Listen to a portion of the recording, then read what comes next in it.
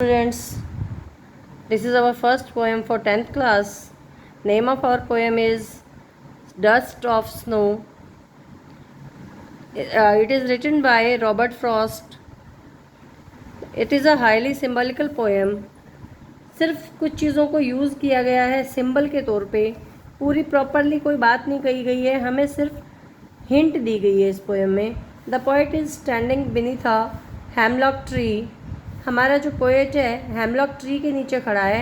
Hemlock एक poisonous पौधा होता है बेटा, पॉइजनस पेड़ होता है, इसे हम हिंदी में दतूरा कह सकते हैं. Now we will discuss the poem in detail. छोटी सी पोएम है, 2 ही स्टेंजा हैं. First stanza of this poem is the way a crow shook down on me the dust of snow from a hemlock tree. In these lines, the poet says that he was standing beneath a hemlock tree. In line में हमें poet ने क्या बताया कि वो hemlock tree के नीचे खड़ा था. A crow shook the dust of snow that had settled on it. और एक क्रो ने उसके ऊपर जो पार्टिकल्स थे स्नो के, छोटे मोटे कण जो थे वो उसके ऊपर डाल दिए.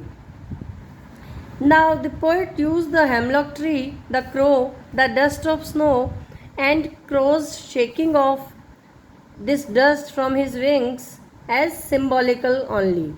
ये सिर्फ सिम्बल्स के तौर पे यूज़ किया है, कुछ भी इसमें ऐसा नहीं है कि हमें बताया गया हो कि अच्छा था बुरा था. लेकिन जैसा हम सब जानते हैं कि कौवा या हेमलॉक ट्री जो पॉइजनस पेड़ होते हैं उनको सब हम बुरा ही मानते हैं.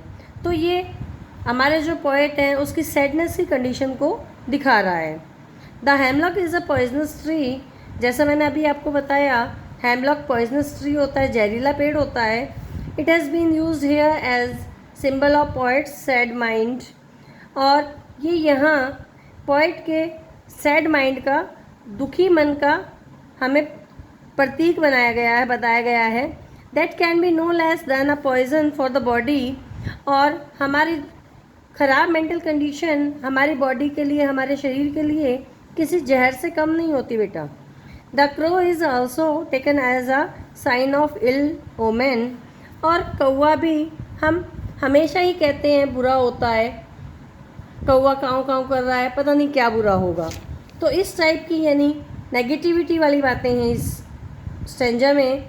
जो हमने देखा हेमलॉक, क्रो, ये सब चीज़ें नेगेटिव चीज़ दिखा रही हैं, नेगेटिव स्टेट दिखा रही हैं पोइट की.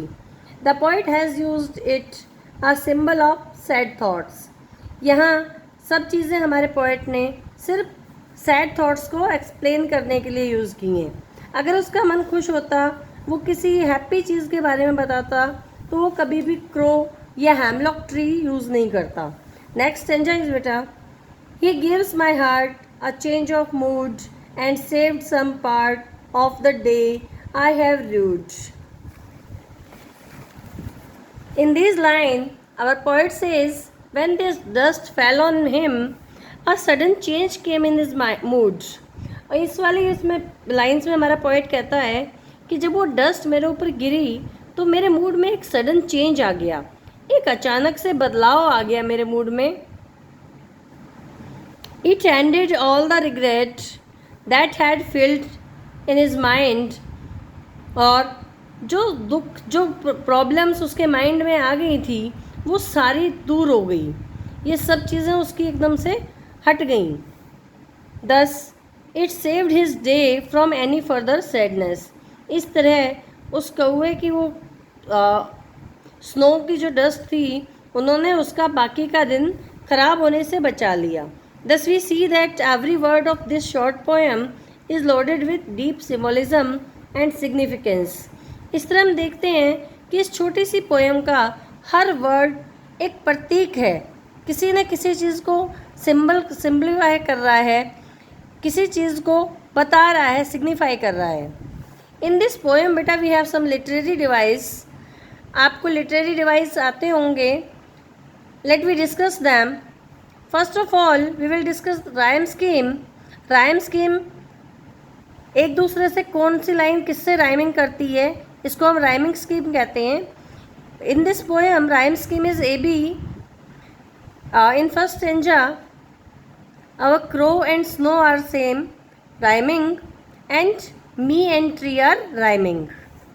Next, literary device is enjambment. Enjambment होता है बेटा when the same sentence continues to the next line. कोई कोमा, कोई फुल स्टॉप, कोई सेमी कॉलम ना हो, तब हमारा ही इसको कहते हैं एन्जॉयमेंट.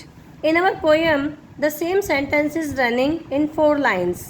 आपने देखा होगा किसी भी लाइन में एक कोई भी कॉमा कुछ भी नहीं है, तो हमारा यह है एन्जॉयमेंट.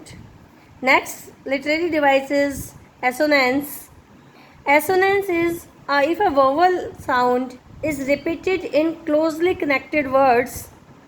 जब closely connected words में किसी vowel की sound हमारी repeat हो. Here word O is prominent in the second line. Second line देखो बेटा अपनी poem की, उसमें O word कितनी ज़्यादा बार आया है. Fourth literary device is alliteration. Alliteration is the repetition of a consonant sound at the beginning of 2 or more nearby placed words. Alliteration होता है consonant का repetition एक दूसरे के पास वाले शब्दों में, 2 या 3 शब्दों में. ठीक है, अब हमारी पोएम में 5th लाइन देखेंगे हम. यहाँ हार्ट और हैज़ इन दोनों वर्ड्स में H साउंड यानी ह बार बार से रिपीट हुआ है. इसकी साउंड ह साउंड रिपीट हुई है. That's all students.